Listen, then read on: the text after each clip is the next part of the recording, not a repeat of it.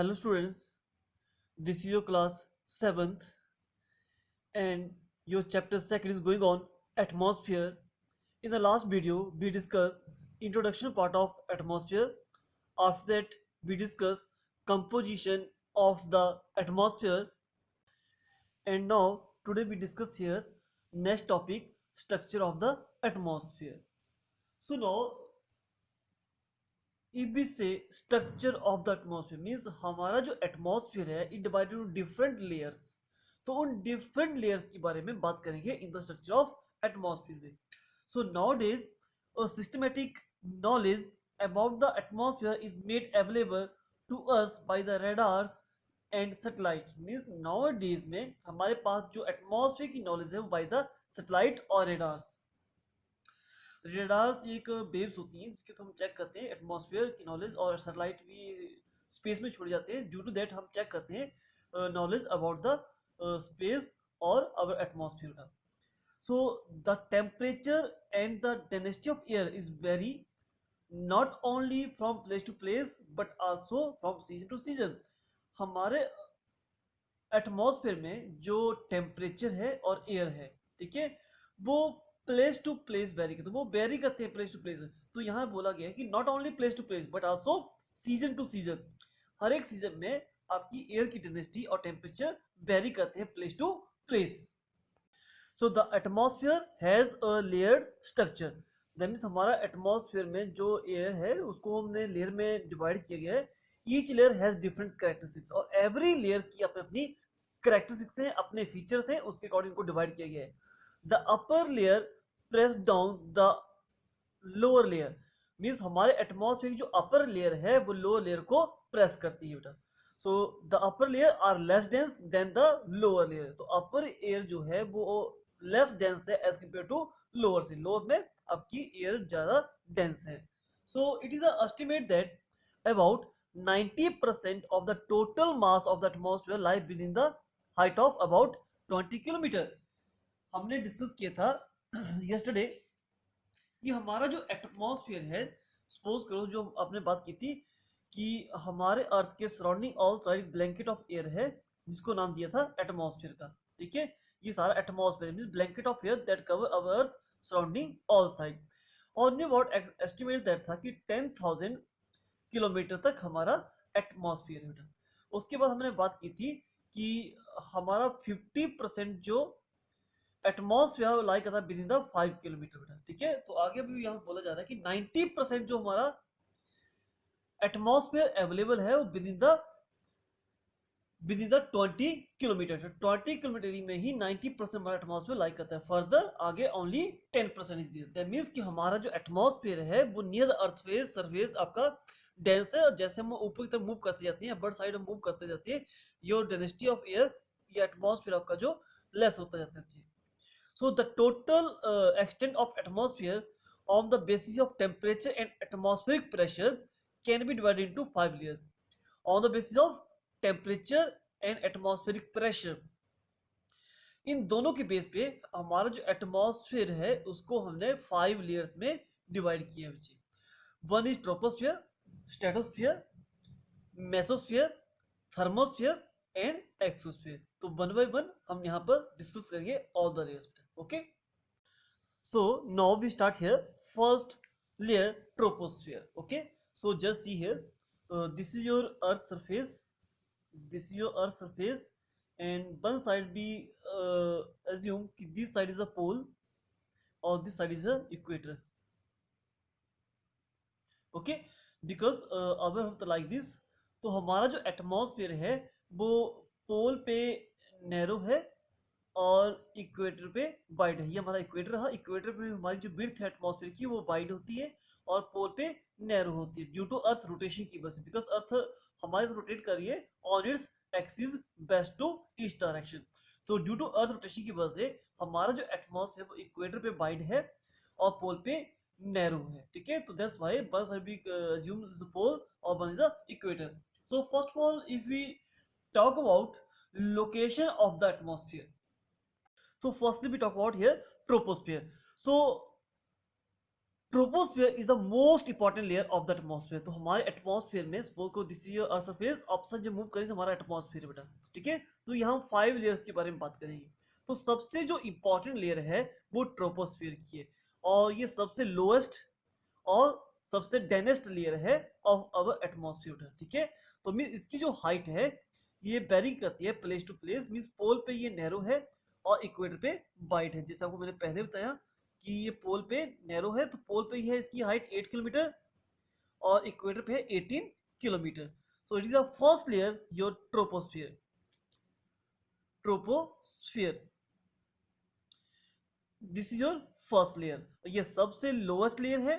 Second सबसे densest layer है, और उसकी जो हाइट है वो पोल के ऊपर near about 8 kilometre at the pole और 18 किलोमीटर नियर द इक्वेटर है, ठीक है। सो नियर अबाउट अगर हम पूरे एटमॉस्फेयर को 4 पार्ट में डिवाइड करें तो थर्ड पार्ट जो है वो यही लाई करते हैं in this layer. That means maximum आपका जो एटमॉस्फेयर है lie only the first layer, that is your troposphere, okay. So अगर इसके फीचर्स की बात करें तो the air which we can breathe is available only in this layer. Means हम ब्रीथिंग के लिए जो एयर हमें नीड है, ऑक्सीजन की जो हमें नीड है, only available only this layer, this your first layer troposphere. And in this layer when we move upward side your temperature decrease with increasing the height, your temperature is decrease here with increasing the height। जैसे height बढ़ेगी आपका temperature कम होगा। Second third point की बात करें तो troposphere का meaning होता है, ट्रोपो मीन्स होता है चेंजेस। चेंजेस मीन्स जहां भी हमारे वेदर से रिलेटेड चेंजेस हो रही हैं, सपोज हमारे weather means temperature, humidity, pressure, rainfall, snowfall, storm, all are activity done only in this layer. इसी लेयर में, इसके ऊपर कुछ भी नहीं बचे। जितने भी वेदर से रिलेटेड फीचर्स हैं, चाहे वो क्लाउड फॉर्मेशन हो, रेनफॉल हो, स्टॉर्म हो, ठीक है, या फिर आपके humidity, pressure, all the things are done lie only this layer. So means almost all the type of weather phenomena like rainfall, fog, cloud, hailstone occur in this layer। इसीलिए में hailstone means होता है hail, HAIL। जैसे आपके local language में होते हैं गड़े गिरना, गड़े जो गिरते हैं, ठीक है, उसको बोलते हैं hailstone, ओके।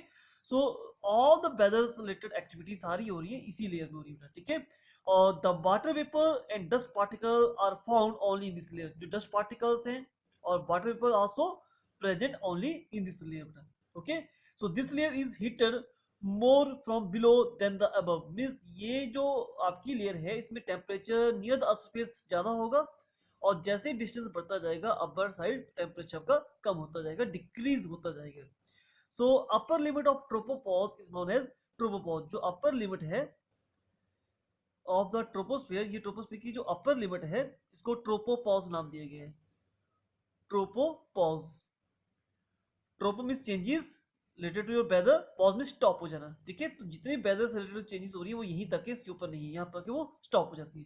दैट्स इसको नाम दिया ट्रोपोपॉज। तो हमने स्टडी की in the troposphere, it is the lowest layer and here temperature और प्रेशर जो है, ठीक है, वो मींस भी कहते हैं कि जितनी भी हमारी हैवीएस्ट गैसें हैं, जो जितनी डेंसिटी ऑफ एयर है वो सारी यहाँ पर ज्यादा होती है, ठीक है।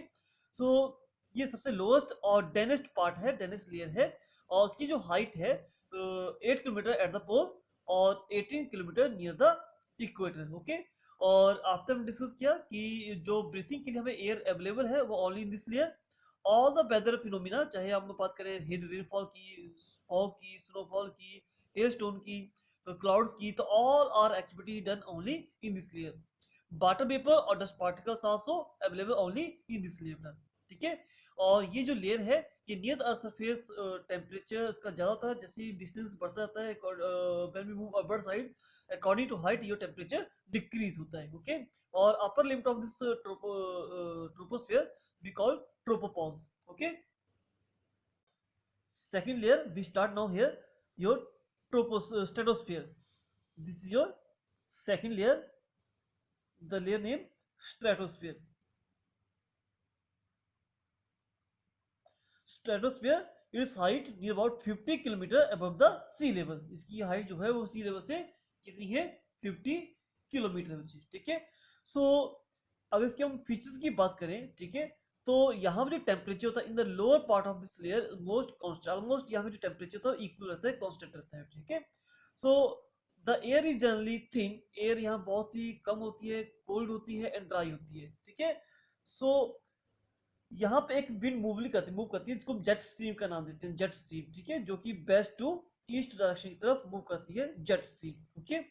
And stratosphere is almost free from various weather phenomena, mean जितने भी वेदर एक्टिविटी होती है मैं आपको ऑलरेडी बता चुका हूँ, वो ओनली ट्रोपोस्फीयर होगी, इसकी अपसाइड कुछ भी नहीं, तो मींस यहाँ पर कोई भी वेदर रिलेटेड एक्टिविटी नहीं होती, ना तो यहाँ पर क्लाउड फॉर्मेशन होती है, ना ही यहाँ पर रेनफॉल होती है, ना ही यहाँ पर विंड चलती है, ओके। और ड्यू टू दैट यहाँ ना तो वाटर वेपर और ना ही डस्ट पार्टिकल्स हैं, ड्यू टू दैट ये जो लेयर है lower part of the stratosphere, it is the ideal for the flying the jet aircraft, means aeroplane के लिए ये सुटेबल लेयर है, lower layer of the stratosphere, ठीक है, क्योंकि यहाँ पर कोई भी वेदर फिनोमिना नहीं होता है, कोई भी विंड फास्ट ब्लो नहीं करती है, कोई क्लाउड फॉर्मेशन होगी, यहाँ बिल्कुल कामली एरिया होता है, दैट्स व्हाई जो एरिया है ये जेट एयरक्राफ्ट के लिए बहुत ही सुटेबल है। Now after the upper limit of stratosphere known as stratopause, तो upper layer of stratosphere is called stratopause, P-A-U-S-E, okay। So the most important feature of this layer, that is your ozone layer, O3 इसको बोलते हैं, तो upper part of the stratosphere यहाँ एक gas है ozone, okay, O3 इसको बोलते हैं ओजोन लेयर। ये बेटा हमें सन की जो अल्ट्रा वायलेट रेडिएशन आती है जिससे स्किन कैंसर होता है, ठीक है, उससे वो हमें बचाती है, ठीक है। तो ये जो लेयर है ओजोन, सबसे मोस्ट इंपॉर्टेंट फीचर जो है स्ट्रेटोस्फीयर वो है presence of ozone layer, it protect us from the incoming ultra violet radiation of the solar system. जो सोलर रेडिएशन आ रही है उसमें से जो अल्ट्रा वायलेट रेडिएशन होती है जो कि बहुत हार्मफुल, जिससे स्किन कैंसर होता है, उससे वो यहाँ तक नीचे आने से रोकती है, ठीक है। और scientists have observed that there is a decline in the thickness of ozone layer, ये जो ओजोन लेयर है ये डे बाय डे थिन होती जा रही है, कम होती जा रही है इन अवर एटमॉस्फेयर में, ठीक है, जो कि एक मेन कॉज है ग्लोबल वार्मिंग का। हमारी अर्थ के अर्थ सरफेस के ऊपर day by day temperature increase हो रहा है, इसको नाम दिया था global warming, it is increase the average temperature of the surface called global warming. तो उसके पीछे जो मेन कॉज है वो डिप्लीशन ऑफ या decline of the ozone layer, ozone layer का कम होना ही क्या है, ग्लोबल वार्मिंग का एक मेन रूट माना जाती है, एक मेन कॉज माना जाता है, ठीक है। So this we discuss today these two layer of atmosphere, first is troposphere, second is stratosphere, for the left of three layers we discuss in coming video, okay, thank you।